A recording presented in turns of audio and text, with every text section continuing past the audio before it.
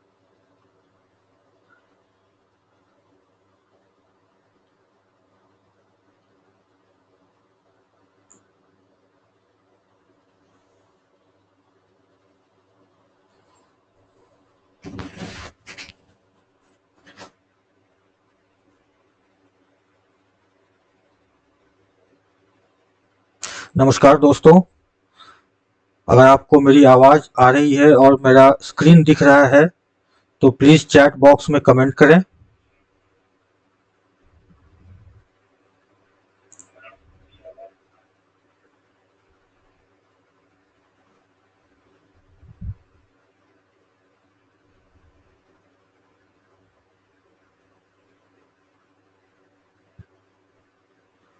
Please chat box में comment करें अगर आपको मेरी आवाज़ आ रही है और मेरा स्क्रीन दिख रहा है।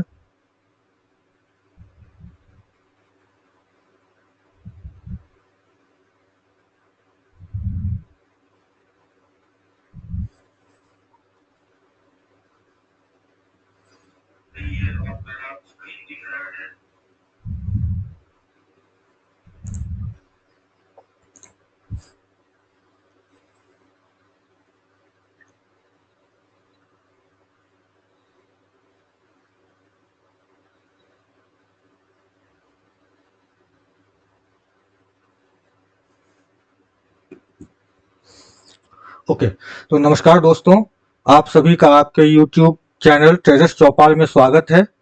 आज से हम लोग अपने इस चैनल की शुरुआत कर रहे हैं जो कि फाइनेंशियल एजुकेशन के लिए है।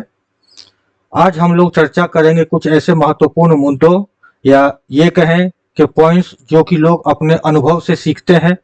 वर्षों से जो ट्रेडिंग करते आए हैं स्टॉक मार्केट में, उन्होंने अपनी गलतियों से सीखे हैं।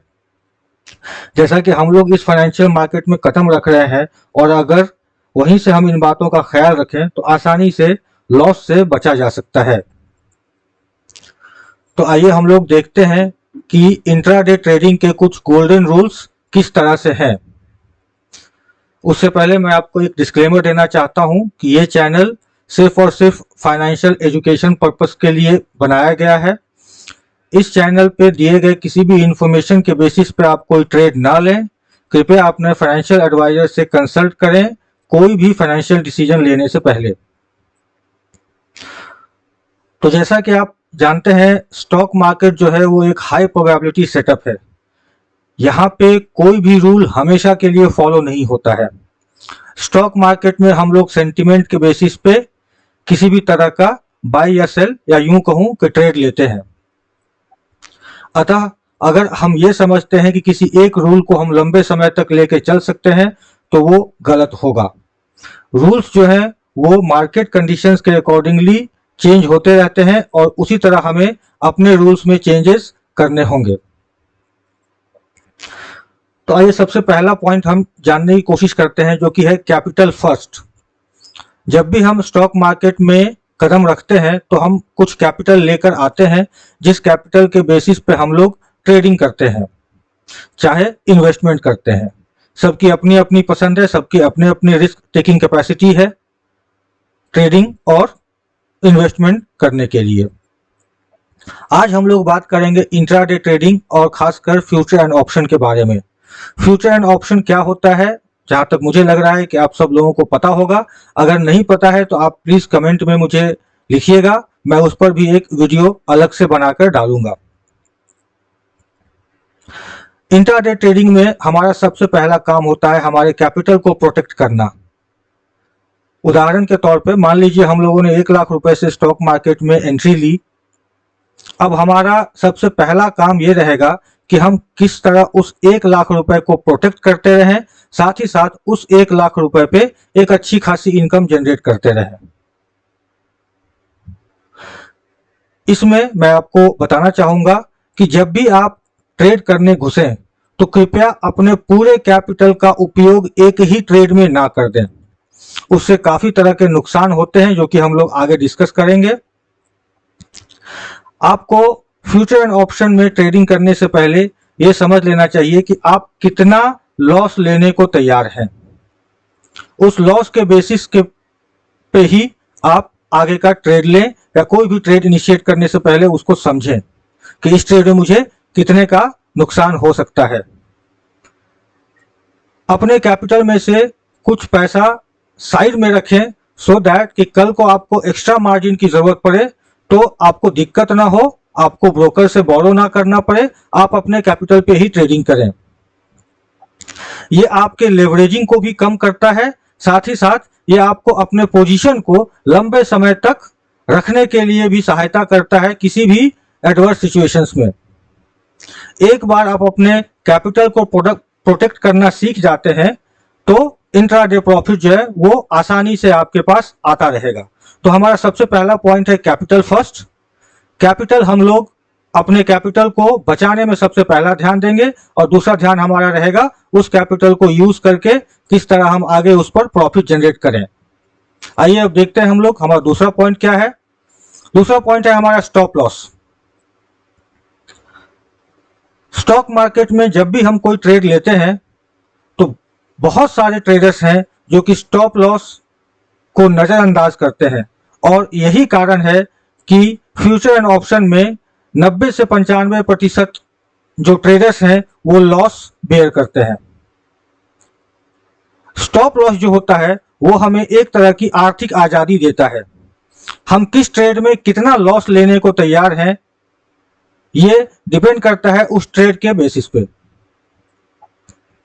इंट्राडे ट्रेड में स्टॉप लॉस बहुत ज्यादा जरूरी है, क्योंकि यह न सिर्फ आपके कैपिटल को प्रोटेक्ट करता है जो कि हमने पहले पॉइंट में डिस्कस किया, बल्कि ये आपको आगे और ट्रेड लेने के लिए प्रोत्साहित करता है या आपके लिए कैपिटल बचाता है।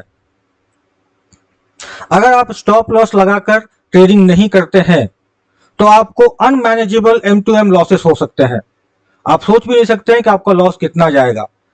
अगर उदाहरण के तौर पे दूं, मान लीजिए आपने किसी स्ट्राइक प्राइस का कॉल ऑप्शन खरीदा जिसका कि प्रीमियम 300 रुपए था, और आपने ये सोच रखा था कि 50 रुपए नीचे आएगा तो मैं इसको कट कर दूंगा। लेकिन मैं आपको एक ह्यूमन साइकोलॉजी बता रहा हूं आज।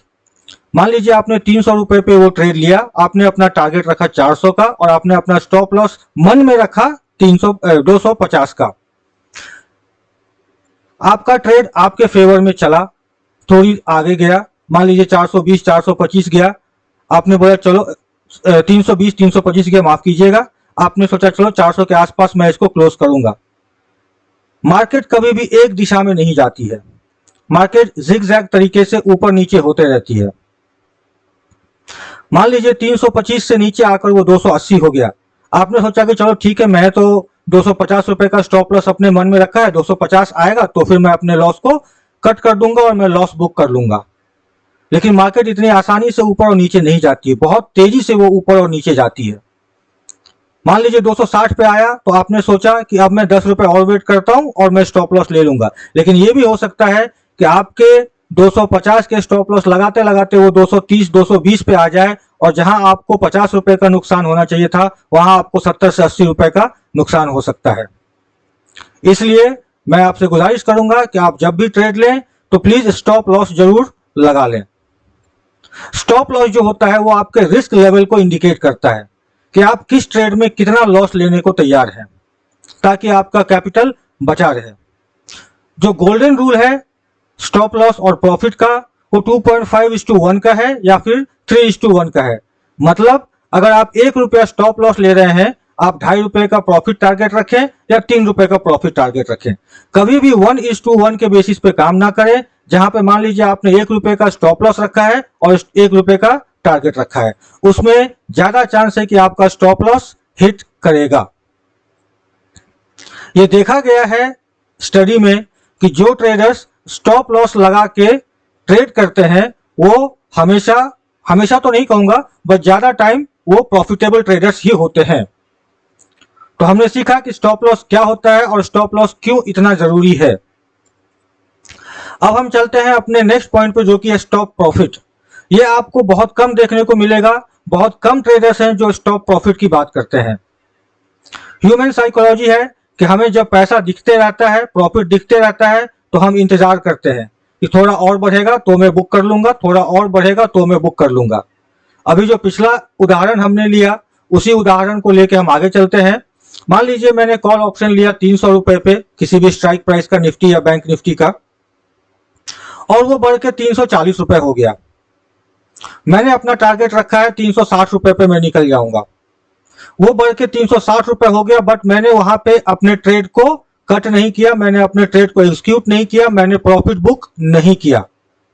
हो सकता है वो 370 चला जाए, 380 चला जाए, और मैं थोड़ी और लालच में बैठा रहूं कि अरे 380 आ गया तो हो सकता है ये 400 भी मार दे, मैं 400 पे अपना बुक कर दूंगा और मैं 400 का एग्जिट ऑर्डर लगाकर बैठ जाता हूं। अब होता क्या है कि 390 जाकर वो वापस 370 पे आ सकता है, 360 पे आ सकता है, तो मैं थोड़ा रुकूंगा। मेरी साइकोलॉजी कहेगी कि थोड़ा रुक जाते हैं, हो सकता है ये वापस से 390 रुपए पे जाए, तो मैं थोड़ी देर इंतजार करूंगा। अब क्या होगा, वो 350 से नीचे आके 320 रुपए पे आ जाएगा। अब मेरी साइकोलॉजी कहेगी यार अब मुझे 350 का वेट करना चाहिए, 390 का ऑर्डर कट करके मैं 350 पे लगा दूंगा कि एक बार ये 350 मार दे मैं निकल जाऊंगा। मैंने 350 रुपए पे अपना ऑर्डर लगा दिया। हो सकता है कि 320 रुपए के बाद वो सीधा 280 रुपए आ जाए, जो कि मेरे कॉस्ट प्राइस से 20 रुपए नीचे आ गया। तब मैं ये सोचूंगा यार एक बार कॉस्ट टू कॉस्ट आ जाए, 300 रुपए पे आ जाए, मैं निकल जाऊंगा। लेकिन वो वापस 250 पे आ जाए और मुझे 50 रुपए के लॉस में अपने ट्रेड को कट करना पड़े। जहां मुझे 60 रुपए का प्रॉफिट हो रहा था वहां मैं 50 रुपए का लॉस लेके जा रहा हूं। क्यों? क्योंकि मैंने अपने रूल को फॉलो नहीं किया, मैंने अपने प्रॉफिट को प्रोटेक्ट नहीं किया, मैंने अपने प्रॉफिट को बुक नहीं किया। मेरे मन में एक ग्रीड की भावना आ गई कि थोड़ा और ले लेते हैं, थोड़ा और ले लेते हैं। जब आप ट्रेड ले रहे हैं तो आपको अपने स्टॉप लॉस और अपने प्रॉफिट टारगेट का दोनों का ख्याल रखना चाहिए, तभी आप ट्रेड में एंट्री करें।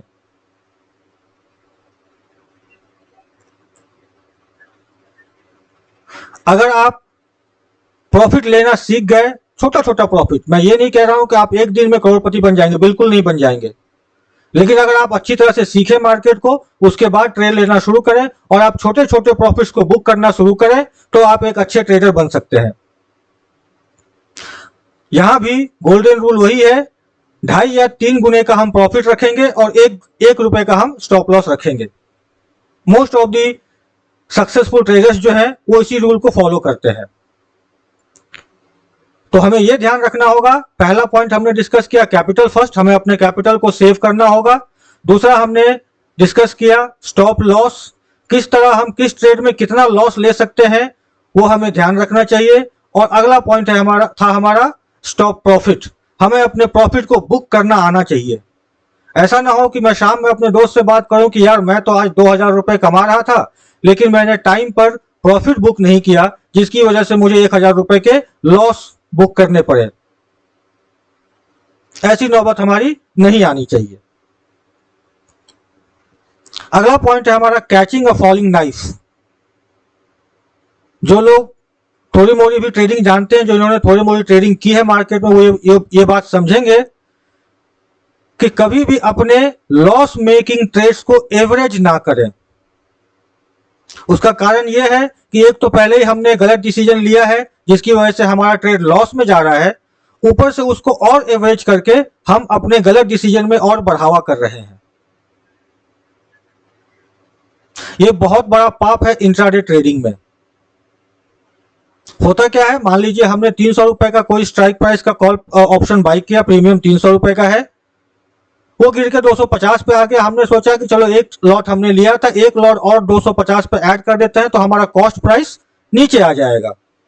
ऐसा करते करते हम ऐड करते रहते हैं और वो गिरते रहता है, लेकिन हम एक आशा में रहते हैं कि अब मेरा कॉस्ट प्राइस नीचे आ गया, मैंने 2 लॉट ले लिया, 3 लॉट ले लिया, 5 लॉट ले लिया, मेरा कॉस्ट प्राइस अब काफी नीचे आ गया, एक बार ये ऊपर की तरफ मारे तो मैं निकल जाऊं। लेकिन मार्केट ऐसा हमारे साथ नहीं करती है, बल्कि हमें हमारे रूल को तोड़ने पर अच्छी खासी पनिशमेंट देती है, और ये हमारे कैपिटल को बहुत बड़े रिस्क पे खड़ा कर देता है। और हमारा सबसे पहला काम रहता है ऑप्शंस ट्रेडिंग में कैपिटल को प्रोटेक्ट करना। तो कभी भी हम गिरते हुए छुरे को अपने नंगे हाथों से पकड़ने की कोशिश नहीं करेंगे, हमें खतरा होने का डर रहता है। Momentum trading. स्टॉक मार्केट में जब भी हम ट्रेडिंग करने जाएं तो हमें मोमेंटम पे ध्यान देना चाहिए। अब मोमेंटम पे हम ध्यान कैसे देंगे? तो मोमेंटम पे हमें ध्यान जो देना चाहिए उसके लिए हमें फ्यूचर एंड ऑप्शन का जो डेटा एनएससी के साइट पे आता है, जो हमें एनालाइज करना चाहिए खुद से। इसके बारे में मैं आगे एक वीडियो बनाऊंगा कि एफएनओ डेटा को कैसे एनालाइज करते हैं, क्या उसका इंटरप्रिटेशन निकल सकता है, कितने प्रकार के मार्केट प्लेयर्स होते हैं फ्यूचर एंड ऑप्शन में, कौन कौन है जो मार्केट को ड्राइव करते हैं। ये एक बहुत बड़ा वीडियो बनेगा, इसलिए इसमें बताना मुश्किल है, मैं अलग से एक वीडियो बना के इसके बारे में बताऊंगा। इंट्राडे ट्रेडिंग जो है वो मोमेंटम को पकड़ने का खेल है। अगर मैंने मोमेंटम को सही तरीके से पकड़ लिया तो मैं अच्छे खासे प्रॉफिट से निकल सकता हूं, लेकिन अगर मैंने मोमेंटम को गलत तरीके से पकड़ा तो मैं अच्छे खासे लॉस भी बुक कर सकता हूं। तो जब हम एफएनओ के बारे में बात करेंगे तब हम देखेंगे कि उसमें क्या क्या डेटा हम लोग एनालाइज करते हैं, कहां से डेटा हम लोग पुल अप करते हैं, वो सब हम जानकारी लेंगे। पैनिक ट्रेडिंग, इसका सबसे बड़ा कारण है अपने सारे कैपिटल को एक बार, 2 बार या 3 बार में ही लगा देना। जैसा कि हमने पीछे वाले पॉइंट में डिस्कस किया कि मान लीजिए हमने 1 लाख रुपए से शुरू किया, तो हम पूरे के पूरे 1 लाख से ट्रेडिंग करने ना उतर जाएं। शुरुआत के दिनों में हम सिर्फ 10% ऑफ कैपिटल से शुरुआत करेंगे, और कभी भी हम स्टॉप लॉस जो लगाएंगे वो 1% ऑफ कैपिटल रहेगा। तो अगर मान लीजिए हमने 1 लाख रुपए लेकर ट्रेडिंग करने की शुरुआत की, दिन की 10,000 रुपए का जो कि 10% आता है हमने ट्रेड लिया, और 1,000 रुपए का हमने स्टॉप लॉस लिया और हमारा स्टॉप लॉस भी हिट हो जाता है, तो मुझे नुकसान सिर्फ 1,000 रुपए का हुआ, जो कि मुझे मेंटल सुकून देता है कि मेरे पास अभी भी 99,000 बचे हुए हैं, जिससे कि मैं ये 1,000 के लॉस को रिकवर कर सकता हूं। तो कभी भी इंट्राडे में बड़े कैपिटल के साथ शुरुआत ना करें, और कभी भी पैनिक ना हो। पैनिक के सिचुएशन में हम लोग गलत डिसीजन लेने के लिए आगे बढ़ जाते हैं, जो कि हमें बाद में पछताना होता है। उस गलत डिसीजन में फॉलिंग अ कैचिंग नाइफ भी आ सकता है, जहां पे कि हम अपने ट्रेड्स को एवरेज करते जाएं। हमें इंट्राडे ट्रेडिंग में अपने दिमाग को काफी काम करके काम करना होता है। अगर हमारे दिमाग में बहुत तरह की बातें चल रही हैं तो फिर हम इंट्राडे ट्रेडिंग में फोकस नहीं कर पाएंगे और हम इंट्राडे ट्रेडिंग में सक्सेसफुल नहीं बन सकते हैं।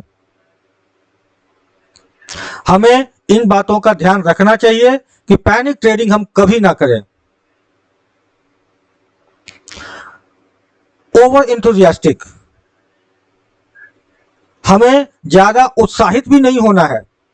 मान लीजिए किसी दिन हमने 2,000-3,000 रुपए का प्रॉफिट बना लिया, और ह्यूमन साइकोलॉजी ये है कि जब हम एक दिन में 2,000-3,000 का प्रॉफिट बना लेते हैं तो हम अपने आप को बहुत बड़े ट्रेडर समझने लगते हैं, और वहीं से हमारे बुरे दिनों की शुरुआत हो जाती है। बातें कड़वी लगेंगी, लेकिन ये सच्चाई है। मैंने 12 साल मार्केट को देखा है, उसके बेसिस पे मैं आपको बोल रहा हूं। और जिस समय हम सबसे कम सोचते हैं कि मार्केट मुझे हिट करेगा, उस वक्त मार्केट हमें सबसे ज्यादा हिट करता है। तो हमें ओवर एंथुसियास्टिक होकर ट्रेडिंग नहीं करना है। मार्केट में कुछ भी फ्री नहीं मिलता है। हमें सबसे पहला जो हमने बात किया था, अपने कैपिटल को प्रोटेक्ट करना रहता है। किसी दिन हमने अच्छे खासे प्रॉफिट बना लिए, अब हम सोचते हैं कि हम तो अच्छी ट्रेडिंग कर लेते हैं और उसके बेसिस पे फिर हम 2-3 ऐसे ट्रेड्स ले लेते हैं ओवर कॉन्फिडेंस में, जो कि हमें अच्छा खासा लॉस दे देता है, जो हमारे प्रॉफिट का 2 गुना 3 गुना भी हो सकता है। तो हमें अपने मन को काम रखना चाहिए, हमें सोचना चाहिए कि हम क्या कर रहे हैं, क्या ट्रेड ले रहे हैं, इस ट्रेड में कितने का नुकसान हो सकता है, कितना गुना मैं प्रॉफिट निकाल सकता हूं, उसके बेसिस पे ही मैं ट्रेड लूं। ओवर ट्रेडिंग ये एक बहुत बुरी लत है नए ट्रेडर्स की। हम लोग रातों रात करोड़पति बनना चाहते हैं, जो कि स्टॉक मार्केट में नामुमकिन है। रातों रात कोई इतना पैसा नहीं कमा सकता है। अगर ऐसा होता तो सभी लोग अपना काम धंधा छोड़ के स्टॉक मार्केट में आ गए होते। हम क्या करते हैं, सुबह का हमारा मान लीजिए हमने कोई ट्रेड लिया और वो ट्रेड हमारे उल्टा चला गया, हमने 1000 रुपए का नुकसान कर लिया, तो और हमने एक लॉट से ट्रेडिंग किया था, तो अब हम क्या करते हैं, हम 2 लॉट या 3 लॉट से नया ट्रेड लेते हैं उस लॉस को रिकवर करने के लिए। और जब हम रिकवर करने के लिए ट्रेड लेते हैं तो पास्ट में देखा गया है कि जो भी रिकवरी ट्रेड्स होते हैं 90% ट्रेड्स जो हैं वो अगेन लॉस में ही जाते हैं। तो हमें यह समझना होगा कि हम ओवर ट्रेडिंग ना करें। एक चीज और बताना चाहूंगा, नए नए ट्रेडर्स में बहुत सारे ट्रेडर्स होते हैं जो कि मैंने भी ये गलतियां अपने ट्रेडिंग के शुरुआती दिनों में की हुई है कि ईगो ट्रेडिंग करता था मैं, मुझे लॉस हो गया, अब मैं मार्केट से बदला लेने के लिए कि मार्केट मुझे लॉस कैसे दे सकता है, मैं आगे और ट्रेड लेता था और वो ट्रेड मुझे और लॉस देते थे। तो कभी भी ईगो ट्रेडिंग या रिवेंज ट्रेडिंग नहीं करना चाहिए। हम स्टॉक मार्केट में कदम रख रहे हैं, स्टॉक मार्केट अपने आप में बहुत बड़ा गुरु है, स्टॉक मार्केट सुप्रीम है, हम स्टॉक मार्केट के आगे कुछ भी नहीं है। तो अगर हम स्टॉक मार्केट से दोस्ती कर ले, स्टॉक मार्केट जिस रास्ते पे चल रही है उस रास्ते पे हम चलें तो हम प्रॉफिट कमा सकते हैं। ओवर ट्रेडिंग हमें हमारे कैपिटल को भी खत्म कर देता है। हम ओवर ट्रेडिंग करते जाते हैं, अपने लॉस को बढ़ाते जाते हैं और उससे होता यह है कि धीरे धीरे हमारा कैपिटल इरोड होते रहता है। तो प्लीज ओवर ट्रेडिंग से बचें। अगला पॉइंट है trade with logic not emotions. हमें कोई भी ट्रेड एक लॉजिक के साथ लेना चाहिए, इमोशंस के साथ नहीं। अभी पिछले स्लाइड में हमने बात किया ओवर ट्रेडिंग के बारे में, यही लीड करता है हमें इमोशंस को। हमारा लॉस हो गया, अब उस लॉस को रिकवर करने के लिए हम एक्स्ट्रा लॉट से या 3-4 ट्रेड से कोशिश करते हैं कि उस लॉस को मैं रिकवर कर लूं और वो लॉस और आगे बढ़ता जाता है। कभी कभी ऐसा भी होता है कि हमें कोई अच्छा ट्रेड मिला हो लेकिन हमारा इमोशंस हमें अलाउ नहीं करता है कि हम उस ट्रेड में जाएं, तो अच्छे खासे ट्रेड भी हमारे छूट जाते हैं। लेकिन इमोशंस की जगह अगर उस समय हमने लॉजिक का यूज किया होता तो हम ट्रेड में घुस जाते और प्रॉफिट कमाकर निकल जाते।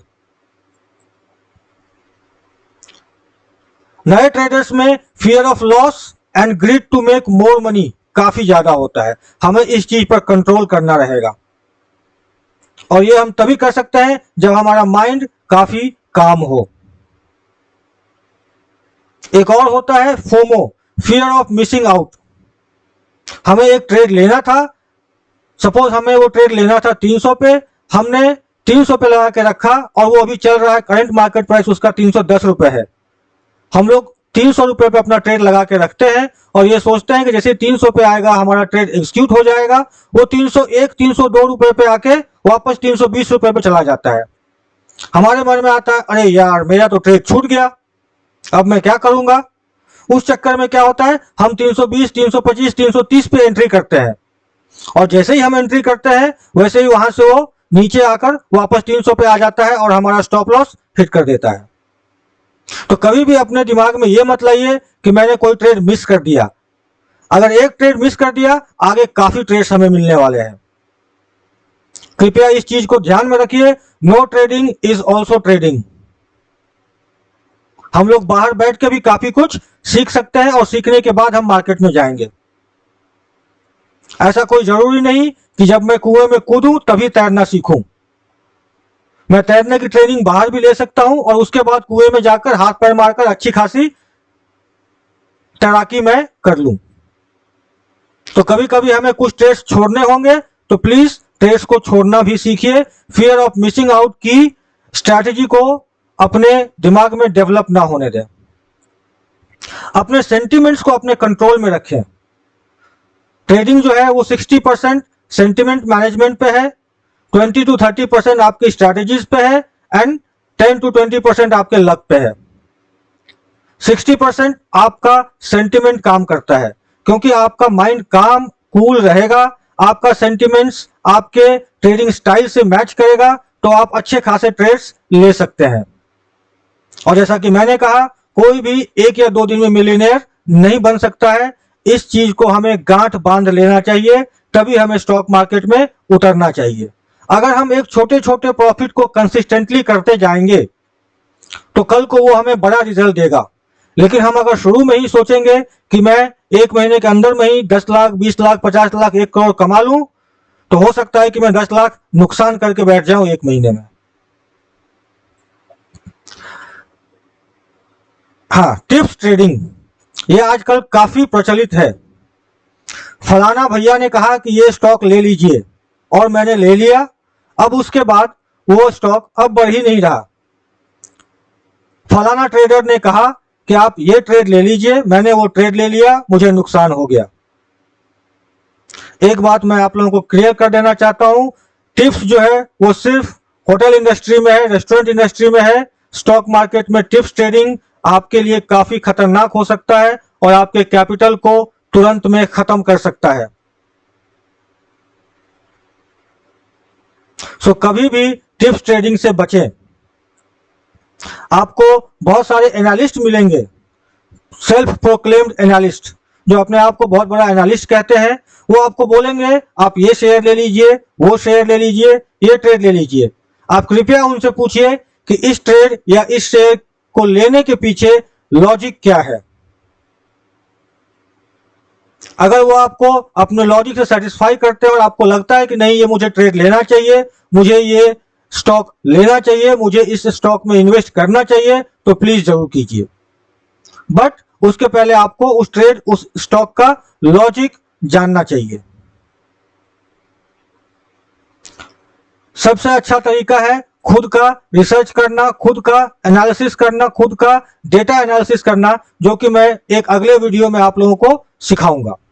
सो प्लीज टिप्स ट्रेडिंग से बचें। एक कहावत है, नॉलेज इज द पावर। मैं कहता हूं knowledge is not the power, execution of knowledge is power. मैं जानता सब कुछ हूं, मैं जानता हूं सिगरेट पीना स्वास्थ्य के लिए हानिकारक है, लेकिन सिर्फ जानना काफी नहीं है, मुझे उस नॉलेज पे अमल करना पड़ेगा, मुझे सिगरेट पीना छोड़ना पड़ेगा। सो knowledge is not the power, execution of knowledge is the power. आपको स्टॉक मार्केट में अपने आप को एडुकेट करना होगा, स्टॉक मार्केट की जानकारियां आपको अपने पास रखनी होंगी, आपको समझना होगा स्टॉक मार्केट किस तरह से काम करता है, कितने सारे प्लेयर्स हैं, कौन सा प्लेयर कितने परसेंटेज से मार्केट को चला रहा है। आपको ये सब कुछ जानना पड़ेगा।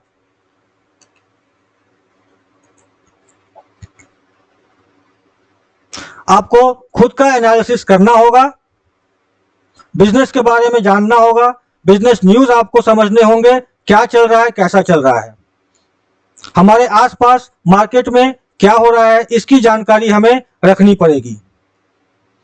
सो कृपया अपने आप को स्टॉक मार्केट के नॉलेज से भरते रहें। Trend is the friend. अगर बेयरिश ट्रेंड है तो मैं बेयरिश ट्रेंड के साथ जाऊंगा, अगर बुलिश ट्रेंड है तो मैं बुलिश ट्रेंड के साथ जाऊंगा। मैं कभी भी धारा के विपरीत तैरने की कोशिश नहीं करूंगा। धारा के विपरीत मैं तैरूंगा, मेरे डूबने के चांसेस काफी ज्यादा रहेंगे। ट्रेंड को अपना फ्रेंड बना लीजिए, वो आपको अच्छा खासा प्रॉफिट देगा। डेटा एनालिसिस कीजिए, डेटा एनालिसिस के बेसिस पे आपको ट्रेंड का पता चल जाएगा कि ट्रेंड क्या चल रहा है मार्केट का। कभी भी धारा के विपरीत तैरेंगे नहीं हम। So thank you so much. आज का वीडियो हम यही एंड करते हैं। आपको अगर कुछ क्वेश्चन हो तो आप अभी चैट बॉक्स में जाकर पूछ सकते हैं। धन्यवाद।